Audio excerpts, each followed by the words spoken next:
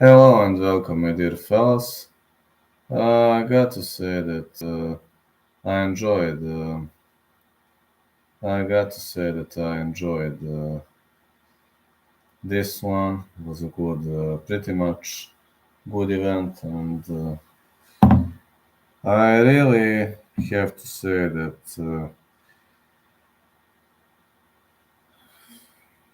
was a great card for me. I'm not gonna lie to you. It really was a great card for me, and I pretty much said to myself, well. Fine. Only main and co-main were a bit of boring ones, but aside of that, I'm very confident that everything that came with it was amazing. So I'm going to analyze you, tell you how I did. Unfortunately, only 8 out of 12 with picks. I mean, that's solid score. I'm not gonna lie, that's solid score. But that is average score for me. I was unable to help you much, but my picks were spot on, so my picks were pretty much spot on, and I'm happy. I'm happy because of that. I'm very, very much happy because of that, and I can only say that this was really, really the the brutality of the fight and the brutality of the channel. Like we've seen some really high level combats and we've seen some average fights. Now I'm gonna tell you fight by fight how it played out for me, and off we go. First of all, the first fight, I was 1 out of 1. Shamil Gaziev won. I picked Gaziev to win, and I was super confident that he was going to win. Gaziev did a wonderful job. He smoked out Bude on the feet, which I didn't expect. Andre Fili versus Lucas Almeida. I had fight starts round 3, but I underestimated the power of Andre Fili because Andre Fili is way better than I expected. And yeah, also my second miss happened in the fight between Tagir Lambekov and Cody Durden. I had also fight starts round 3 and Lambekov as a side call, but my primary prediction was fight starts round 3 and Tagir Lambekov submitted Cody Durden.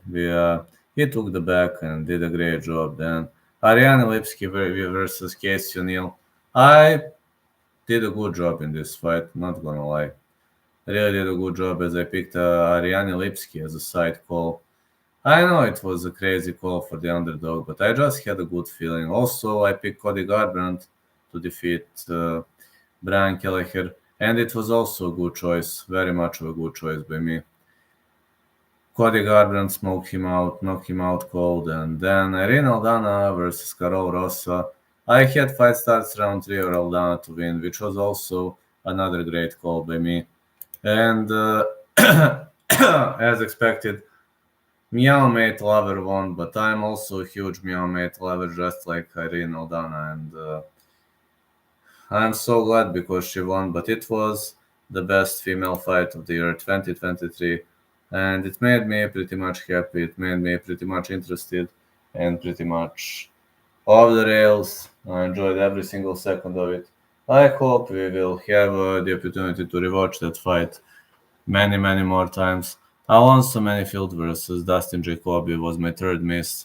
I had fight not going the distance, but Alonso Manifield pulled out a massive upset by defeating his opponent and doing a great, great job with that. Then also, my next miss happened in the fight between Josh Emmett and Bryce Mitchell. What am I gonna say? I said Bryce Mitchell to win or over 2.5, and that was the greatest miss I had. That was definitely the greatest miss I had because, man, Emmett knocked him out cold. That was the best knockout, 50k. I say Josh 50k Emmett. That guy is so brutal, man. Like, so, so brutal. Such a brutal knockout. Mitchell won't recover for a while. Paddy Pimblett, Tony Ferguson. I know I betrayed Tony Ferguson with this, but I picked Paddy Pimblett to win because Paddy Pimblett was simply in a better shape, and I was trying to be realistic. You know that I was always trying to be realistic, and Paddy Pimblett defeated Tony Ferguson. Tony, please retire, man. It hurts, you know. It hurts, man. Listen to me, as your fan. I don't hate you, I love you, man, but please retire or fight in different promotion.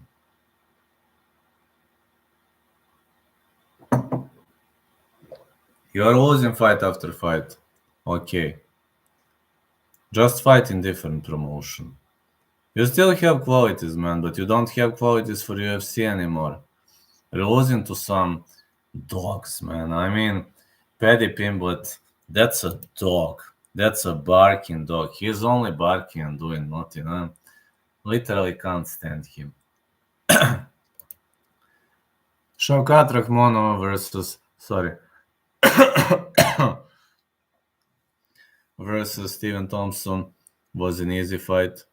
Really much of an easy fight for Shavkat Rakhmonov, who submitted Steven Wonderboy Thompson. That was my second bet, and my second bet went well. Shavkat won.